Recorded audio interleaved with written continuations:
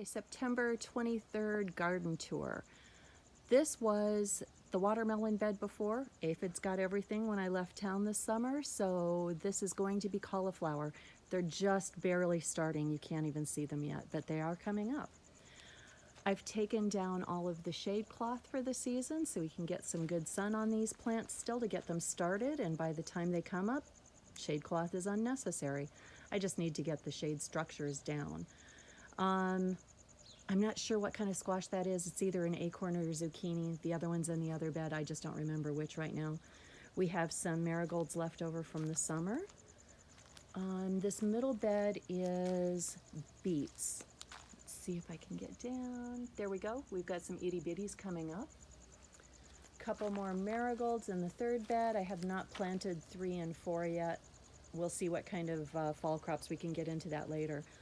The only thing that survived the ridiculous onslaught of aphids this season was my okra, and they are looking pretty spectacular right now.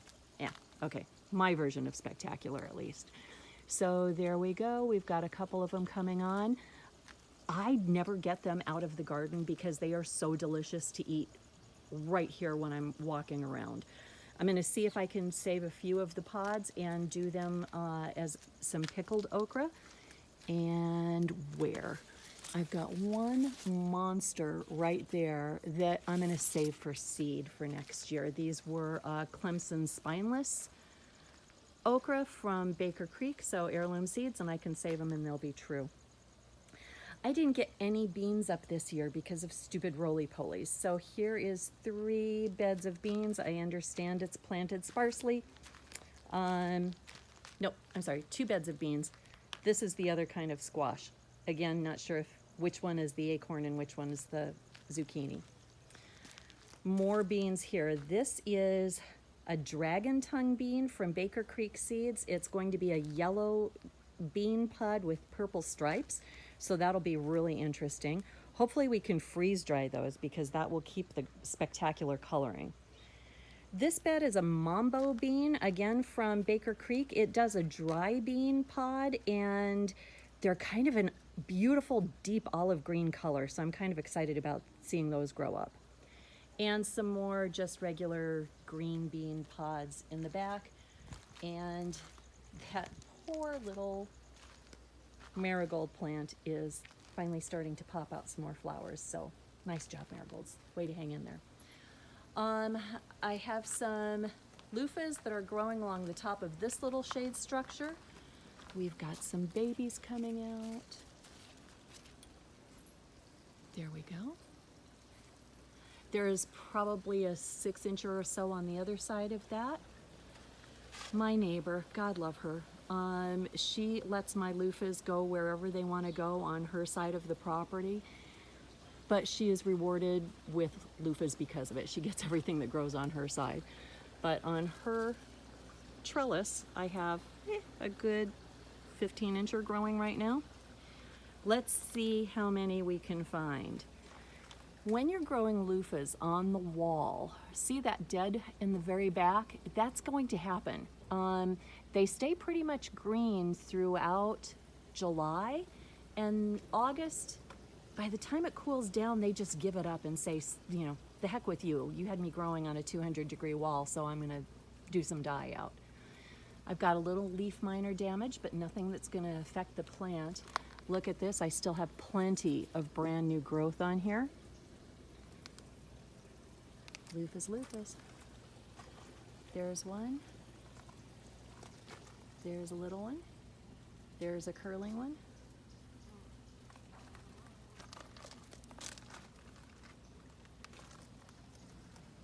Back a little bit. The flowers. Let's talk about male flower pods for a minute. Hang on, here we go. Okay, so male flowers come in clusters like this.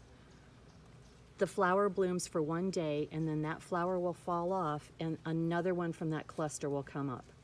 I've had people see these stems and think, what's eating my loofah? Because there's no flower, there's no leaf on any of this stem part. And that's just a cluster that bloomed and fell off, grew out more, another cluster that bloomed and fell off, grew out more, another cluster, and so on. So these actually can get pretty long, but nothing is eating your loofah. That's just the natural way of a male cluster vine. In here, I have a little bit more damage. I don't know what happened to that. I had some wind damage, some stuff ripped off the wall, so that could be part of that. But down under here, oh my gosh, we can't even get up and see the whole thing, but he's starting to turn a little bit light green. He's not as heavy as he was a couple of weeks ago.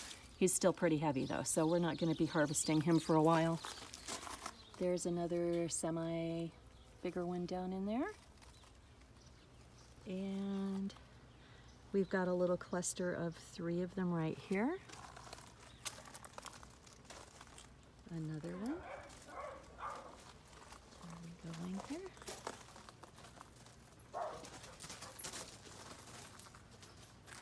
Can you see the bees dancing around on them? The other day I had a carpenter bee that was bopping around onto all of the flowers that had, where is he? I'm too high. There he is. Oh, look at this. So this is a funky little deformed one. This one is going to be awesome to use in the kitchen because there's only going to be this much of it that's going to be usable fiber. And by the time that cures and you harvest it, it'll be just about SOS pad size. It's going to be perfect for the kitchen. Oh, anyway, so the carpenter bee bopping around on all of the flowers, knocking the little honeybees off, little bully. And he had plenty of flowers that he could go to. And the honeybees were just like ignoring the bully thing and just popping over to another loofah. It was just kind of fun to watch. Let's see if we can find some of the smaller baby ones. Here we go.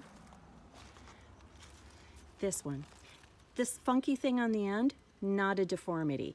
It's like any other squash or gourd that grows. This was the flower end. The flower petals end up drying and falling off after a few days, and it's left with this. By the time you get to a bigger loofah, that kind of absorbs back in, and there's just a little bit sticking out on the flower blossom end, and that is totally normal as well. Here's one of the blossoms that bloomed yesterday and just didn't fall off, but look how many there are. It just takes so very little for the spent flowers to fall off. You hardly even need, you don't need any muscle at all for it. It just falls off mostly with its own weight. Okay, so I'm thinking we saw about 20 in there. There's your Where's Waldo for the day, and we'll just see. Yeah, I don't want to show this. This is my dead tomato plants. And I had what I believe is a chase tree volunteer in one of my tomato pots. I'll take that any day of the week. I want one of those for my front yard, and that's the growth on it within about 2 months. I'm kind of excited about that. I'm going to train it into a tree trunk and see if I can get some, transplant that this spring. My blackberry canes, I need to look those up. I've never grown them before. Totally not like raspberries. Raspberries just grow up as a straight cane and kind of form a jungle of straight, erect canes. This thing is vining. I may need to take it off of the fence and put it down on the ground so it can root on the ground and then start growing upright from that. Any of you know, let me know how to handle that and I will change it. That is the poor little planter that I had all of my stevia in that died when I was out of town this summer. Here we go. We've got some more climbing beans on the wall. These are my 2 Nadapeño plants. I grew these this summer. I sold a bunch of them. I've had a lot of people tell me they had great growth on them.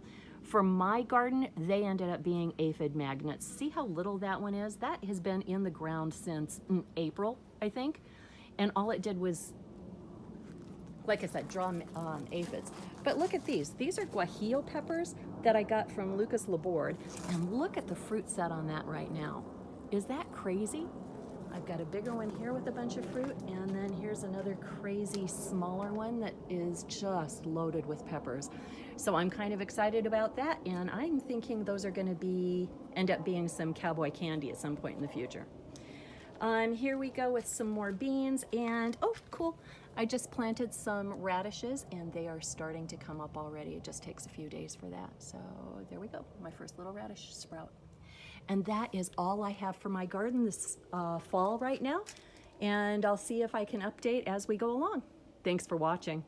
Subscribe to our channel. Like and follow us on Facebook at Nixon Handcrafted and Instagram. Thanks.